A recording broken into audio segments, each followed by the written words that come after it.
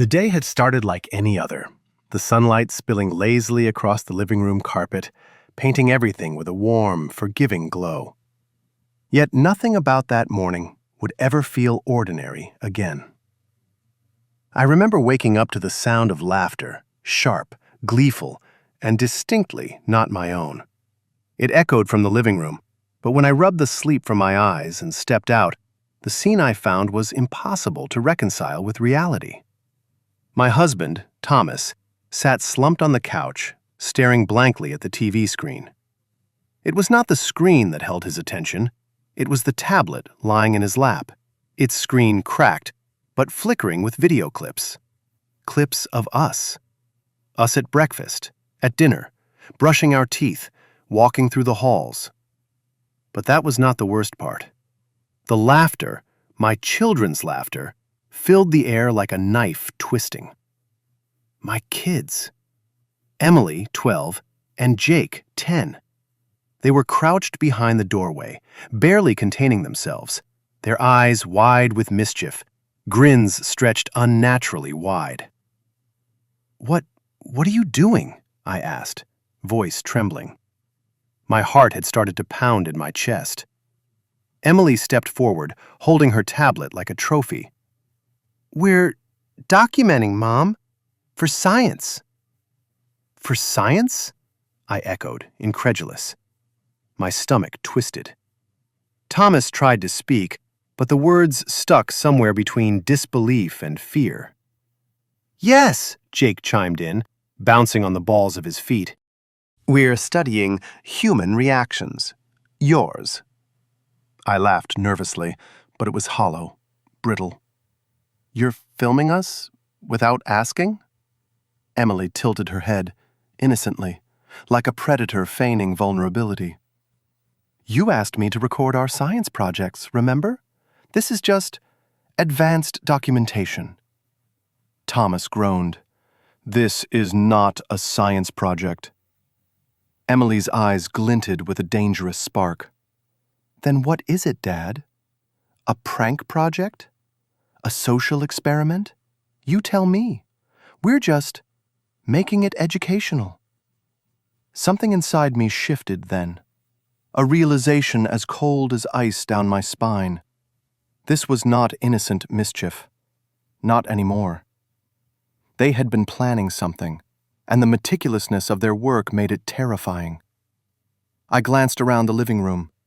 The kitchen table had been transformed into a chaotic map of our daily lives. Sticky notes, cameras hidden in mugs, motion sensors rigged to record movement.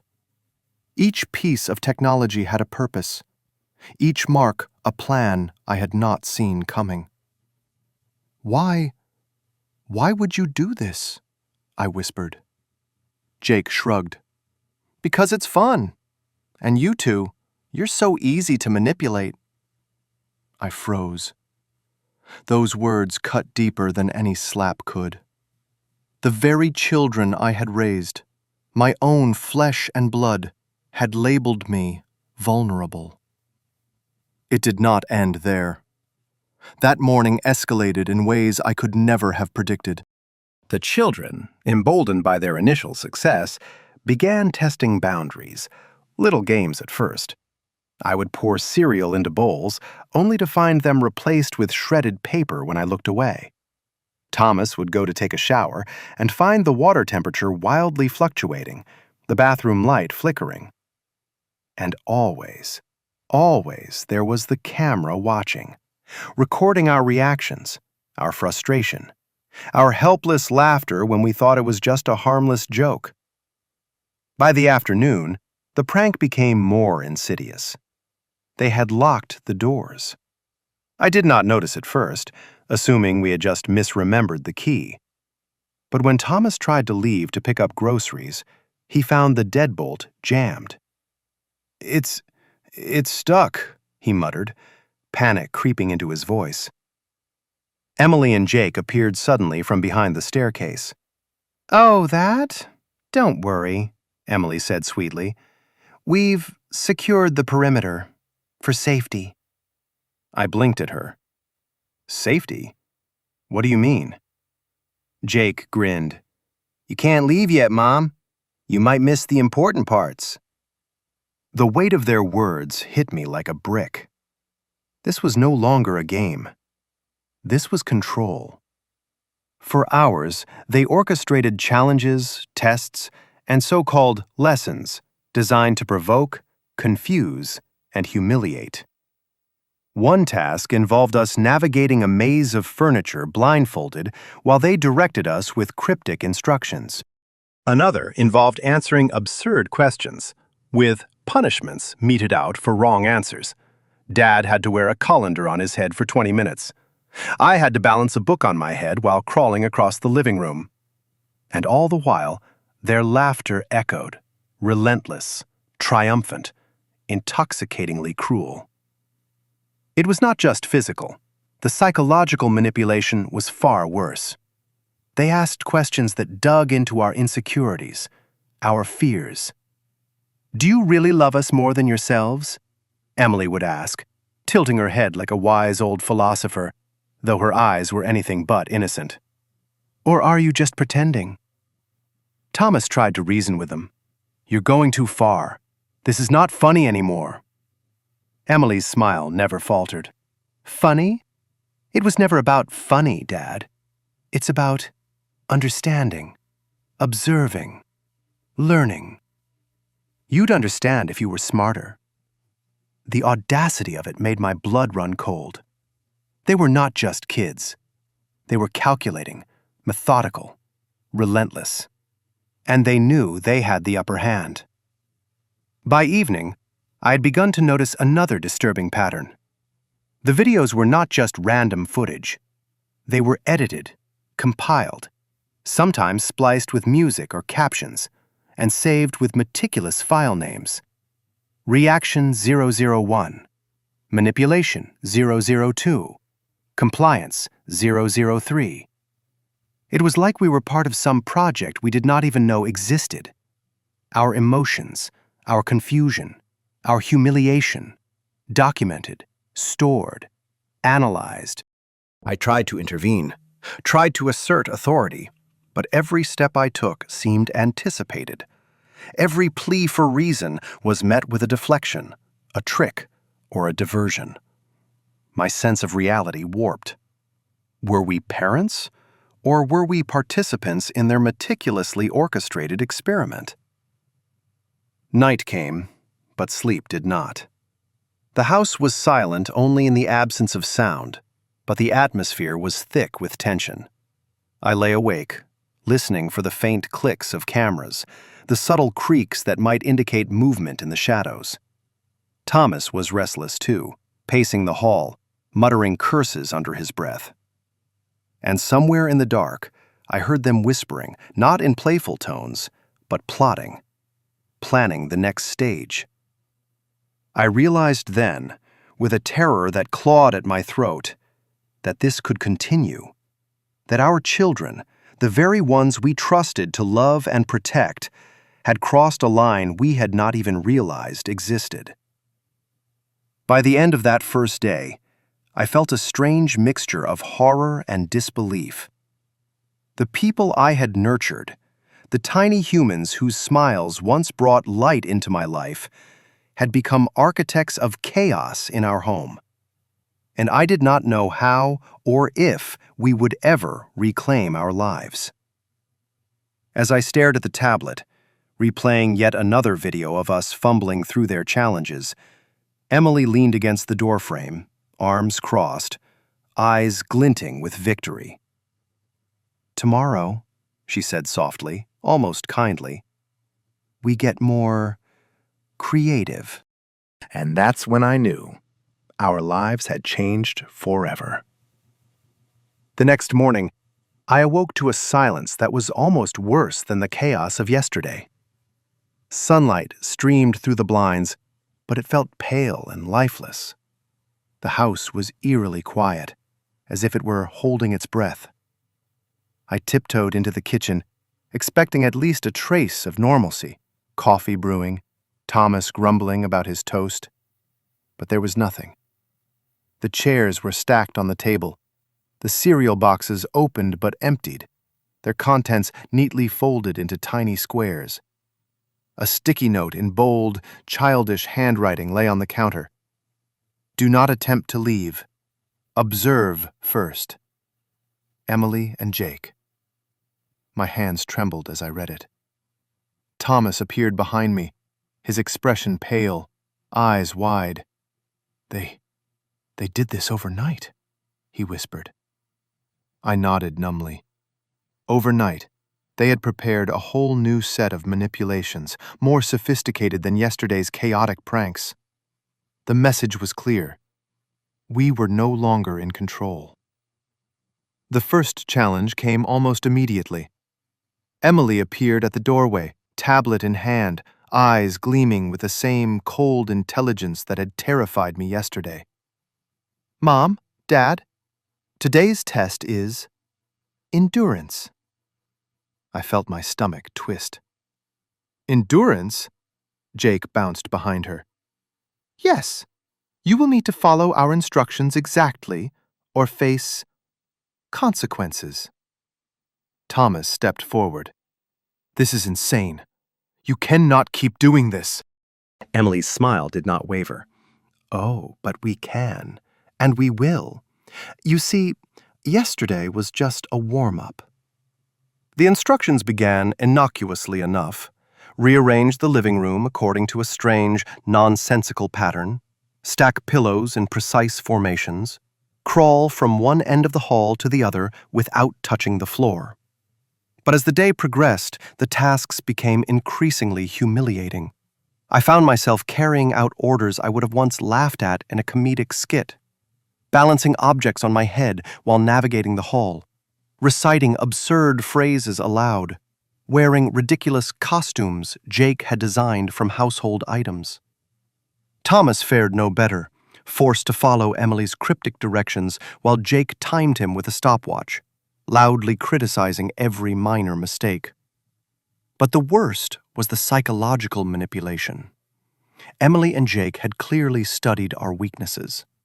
Emily asked questions that cut to the bone, veiled as innocent games. Do you really love us, Mom? Or is it easier to love the idea of us than the reality? I flinched, unsure how to respond. Thomas swallowed hard. Of course we love you. Emily shook her head slowly. Your hesitation is telling, interesting. Jake laughed, a sound too sharp and knowing for a 10-year-old. Yeah, Dad, that was telling. It was then I realized. They were not just playing games.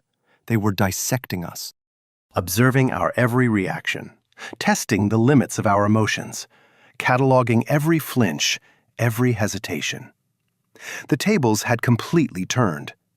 By midday, their strategies escalated further. The doors, which had seemed merely locked yesterday, were now rigged with subtle tricks. A doorknob would turn but not open. A key would appear to fit but jam in the lock.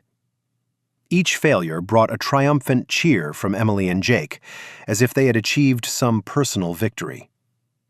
We tried to fight back, to assert control, but every attempt was anticipated.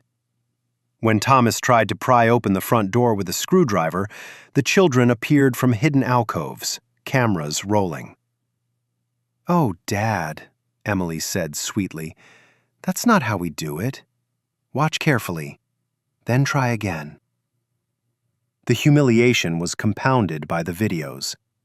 Every mistake we made, every frustrated shout or flinch, was recorded and instantly replayed on the tablet screens. They had created a feedback loop. Our suffering became their entertainment, our confusion their experiment. Lunch was no escape.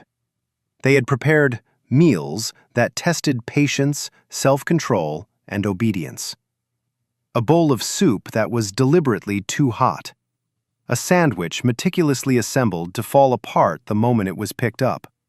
Utensils arranged to force awkward, uncomfortable positions at the table.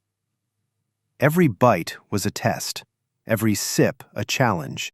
As the day dragged on, I noticed subtle changes in their behavior that were even more unnerving than the overt manipulations. They were calm, almost serene, while we were flailing. Their laughter had a precision now, a rhythm, as if rehearsed. Emily would glance at Jake and nod slightly, and suddenly a new torment would begin. They were coordinating with military-like efficiency, two children orchestrating the downfall of two adults. And then came the psychological crescendo. Emily pulled Thomas aside, away from my sight, and spoke in a tone that was almost seductive in its calmness. "You think you're in charge, don't you? You think you can fix this?" Thomas's jaw tightened. "I will fix this. I have to." Emily's eyes glittered. "No, you won't. You can't. We've already won. Don't you feel it? The power shift? You're part of the experiment now, and experiments must be observed." Meanwhile, Jake cornered me in the kitchen. "Mom, let's play a game. Can you stand perfectly still for 5 minutes? No blinking, no moving, and no talking." I tried to reason. "Jake, this is not a game anymore. This is dangerous." He shrugged. "Dangerous is fun. I like fun." Minutes passed like hours. I could feel the muscles in my legs trembling from standing so rigidly. The tension in the air was unbearable. And all the while, cameras recorded every micro-expression, every bead of sweat, every shallow breath. By evening, I realized something horrifying. We were being studied. Not as children study adults in a science class, but as predators study prey. Their cunning, their ruthlessness, their ability to manipulate fear and obedience. It was beyond anything I could have imagined in children so young. Thomas and I huddled briefly in the bedroom, whispering plans to reclaim some semblance of control. But every idea we formed, every strategy we whispered, was immediately anticipated. Emily and Jake had eyes everywhere, ears everywhere, always one step ahead. It was then I understood the terrifying truth. We were no longer the parents. The children had assumed the role of the orchestrators. And the question that kept echoing in my mind, chilling me to the core, was, how far would they go? By nightfall, the house fell silent once more, but the sense of dread lingered. Emily and Jake had retreated to their rooms, but their presence was felt in every shadow, every creak of the floorboards. And as I lay in bed, exhausted, humiliated, and afraid, I realized something I could not ignore. This was only the beginning. Tomorrow, they would escalate further, and there was nothing we could do to stop them.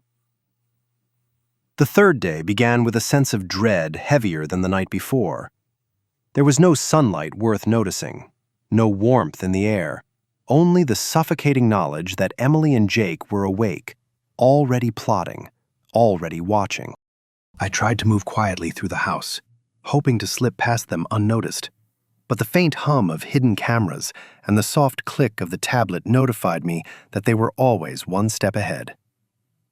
Emily appeared in the doorway, her hair perfectly in place, her eyes sharp and cold. "Good morning," she said sweetly, almost like a greeting, but the word carried a threat. "Ready for today's experiment?" I swallowed hard. "Emily, we need to stop this. It's not safe anymore." Jake leaned from behind her, bouncing with excitement. "Not safe? Mom, safety is boring, and boring does not make good content." Thomas stepped forward, finally mustering some courage. "Content? You're treating your parents like we're puppets. You're out of control." Emily's smile never faltered. "Control is an illusion, Dad. We just happen to be better at it." The first test of the day was subtle, almost innocent. They asked us to complete a scavenger hunt throughout the house, retrieving objects they had carefully hidden. But each item had a catch. Some were coated with sticky substances. Some were rigged to spill or break.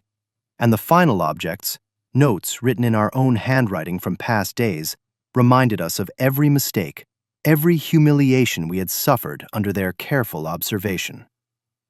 As we moved through the house, I noticed something chilling. The children were not just creating chaos. They were orchestrating fear. The placement of cameras, the timing of instructions, the use of familiar spaces, it all seemed designed to make us doubt ourselves, our judgment, our sanity. By mid-morning, their tactics escalated. They introduced punishments for every minor error. A misplaced cushion, a misread instruction, a stammered response, all met with immediate consequence. Thomas was forced to wear a makeshift blindfold while navigating the hall, guided only by Jake's sarcastic directions. I was instructed to balance on a narrow ledge while holding a heavy object, every wobble recorded, every falter noted. But the real terror came from their questions. Emily, ever calm, would ask questions designed to cut deep. "Mom, do you really think you raised us well? Or do you just want to feel like a good parent?" I froze. The words were sharp, surgical, and worse, they were true in ways I did not want to admit. I had always tried to do my best, but their manipulation had revealed cracks I had ignored, insecurities I had buried. Thomas tried to intervene. "That's enough! You cannot keep doing this!" Emily tilted her head. "Oh, we can, and we will. You see, this is an experiment, and experiments are about observation, testing, discovery. And sometimes failure is just as important as success." Jake clapped, delighted with the chaos he had created. "Yes, and failure is hilarious." As the day wore on, their psychological control deepened. They set traps designed to provoke anger, frustration, or humiliation, always recording, always analyzing. One challenge required us to navigate a room filled with obstacles while reciting specific phrases exactly as they dictated. Mispronounce a word, and a bucket of water would tip over your head. Misstep, and a sticky substance would coat your hands. The fear of failure became all-consuming. Every movement was calculated, every word measured. Thomas and I began to speak less, moving in slow, deliberate patterns to avoid triggering another punishment. But even in our caution, we knew that each mistake was inevitable, that they were always ready to exploit it. By evening, the children had escalated further. They introduced a reward system that was cruelly ironic. Success in one task meant temporary relief from punishments, but failure at any point in the next task resulted in double the consequences. The rules changed constantly, keeping us disoriented, exhausted, and increasingly desperate. And then, the most horrifying revelation came. Emily revealed a secret storage of past videos, meticulously edited, showing every single day of our lives for the past week, compiled with commentary from the children. "Notice how Dad flinches when Mom yells? Watch how Mom hesitates before answering our questions. Perfect." I stared at the screen, paralyzed. Our private lives, the every small reaction, the every unguarded moment, had been cataloged, analyzed, and weaponized. Thomas whispered, a voice barely audible. This is not normal. This is not just a phase. They've planned this. They've been planning it for a long time." Emily's eyes glinted. "Yes, We learn from observation, and you've been excellent subjects. Do not you feel honored?" Jake laughed. "Very. I mean, look at all this data. We could go viral if we shared it online." I felt bile rise in my throat. It was not just our home, our safety, or our dignity. They were talking about publishing it, exposing our suffering to the world. Night came, and the house fell silent, but the dread did not lift. Thomas and I sat together, exhausted, humiliated, and terrified. The children had retreated to their rooms, but their presence was omnipresent. Cameras, hidden sensors, and a sense of control that suffocated every corner of the house. I realized with a terror that settled like ice in my veins that this was no longer a matter of pranks or games. We were hostages, not physically restrained, but trapped in a web of manipulation and psychological dominance woven by the very children we had raised. And the chilling question lingered in my mind, unspoken but impossible to ignore. How far would they go before we were broken completely? The fourth day began like all the others, but I knew it would be different. There was a sense of finality in the air, a quiet hum of anticipation that made my skin crawl. Emily and Jake were awake before dawn, of course, and their presence felt in every corner of the house, even when unseen. I awoke to the soft glow of a tablet screen on my nightstand. It displayed a single phrase in bold letters.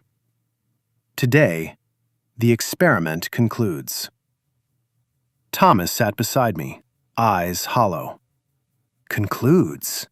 he asked, a voice barely a whisper. I nodded, unable to find words. Deep down, I already knew. We had reached the point of no return. Emily appeared first, standing in the hallway like a sentinel. "Good morning, Mom, Dad," she said, a voice calm, almost regal. "Are you ready for the final test?" Jake bounced behind her, clapping his hands. "Final test! It's going to be unforgettable!" The first task was deceptively simple. Follow a series of instructions throughout the house. But as we moved, the nature of the experiment revealed itself. Rooms were rigged not just with cameras, but with subtle psychological triggers. Favorite photographs placed in awkward positions. Personal belongings rearranged to provoke frustration. Faint audio recordings of our own past failures playing softly in the background. The children had anticipated every step we would take, every reaction we might have. Each misstep was met with a mixture of gleeful commentary and silent observation. Emily and Jake were no longer simply playing. They were executing a meticulous plan to dismantle our confidence completely. By midday, their methods escalated further. They introduced a role reversal challenge. We were to obey every instruction they gave, no matter how humiliating, while they assumed control of the house as if it were entirely theirs. Thomas had to cook meals according to their whims, even when the ingredients made no sense. I was forced to clean and organize in patterns that defied logic, all while maintaining a smile for the cameras. The psychological toll was crushing. Every moment of hesitation, every sigh, every flinch was documented. Emily leaned close during one task, whispering, "Do not think you can resist. Resistance is amusing, yes, but pointless. You're part of the experiment now, and experiments require sacrifice." I realized then that they had pushed us to the edge deliberately, shaping our minds as much as our actions. This was no longer just manipulation. It was a masterclass in psychological dominance. But the most shocking revelation came in the late afternoon. The children revealed the true scope of their plan. Hidden in a corner of the living room was a projector. illuminating a massive compilation of videos we had not seen. Footage from months past, edited with eerie precision, showed our lives in ways we had never realized. Every argument, every small failure, every moment of vulnerability had been recorded, cataloged, and analyzed. Emily spoke, voice steady, eyes cold. We've been observing not just your actions, but your minds, your decisions, your reactions, everything. We wanted to understand why you do what you do, why you think the way you think. Jake laughed. And the funniest part? You thought you were teaching us. You thought you were in control. Thomas's hands clenched into fists. You're insane. This is not science. This is not learning. This is cruelty. Emily's expression softened almost imperceptibly. Perhaps, but we had to know. We had to see if the ones who raise us can withstand what they create. It was then that I understood their ultimate goal. This was not a prank, not exactly. It was a test of the very essence of our authority, our love, and our patience. They wanted to see if we could survive the consequences of our own upbringing, confronted with our failings in the most unflinching way imaginable. The final challenge was announced. Complete an obstacle course designed to mirror our worst fears and failures, guided only by the children's instructions. Missteps would be recorded and incorporated into the grand compilation of The Experiment, ensuring that every flaw was exposed, every vulnerability magnified. I moved through the course with a sense of inevitability. Thomas beside me, both of us worn down, humiliated, and terrified. Emily and Jake observed from above, their eyes bright with triumph and fascination. And then, the twist. As we reached the final stage, the lights dimmed and the projector flickered on, displaying the words, "You are free, but only if you learn." The final test was not physical, not even strictly psychological, it was moral. We were asked to acknowledge our shortcomings, the ways we had failed as parents, the times we had been distracted, impatient, or unkind. And we had to do it in front of the children, without excuse, without denial. I choked back tears. We failed sometimes. We were not perfect. Thomas's voice was raw but steady. Yes, we made mistakes. We were not always the parents we should have been. Emily smiled faintly. Good. That's the final lesson. Understanding, not denial. Acceptance, not defiance. Jake added, And do not worry. We forgive you. Mostly. For the first time in days, the house felt still. The cameras, the instructions, the pranks, all of it seemed to pause, as if the experiment itself had recognized our submission, our growth, our acknowledgement of truth. The children retreated to their rooms, leaving us exhausted but strangely relieved. The weight of control had shifted back, not because we regained authority, but because we had finally passed the ultimate test. We had faced ourselves honestly, under the unflinching gaze of those we loved most. And as I sat there, drained, shaken, and humbled, I realized the terrifying truth. The house would never be the same. The children had changed, but so had we. We were scarred, yes, but enlightened. We had glimpsed the depths of manipulation, the power of observation, and the resilience required to survive it. The last words of the children echoed in my mind as I lay down that night, exhausted beyond comprehension. We are what you made us. And now, you see.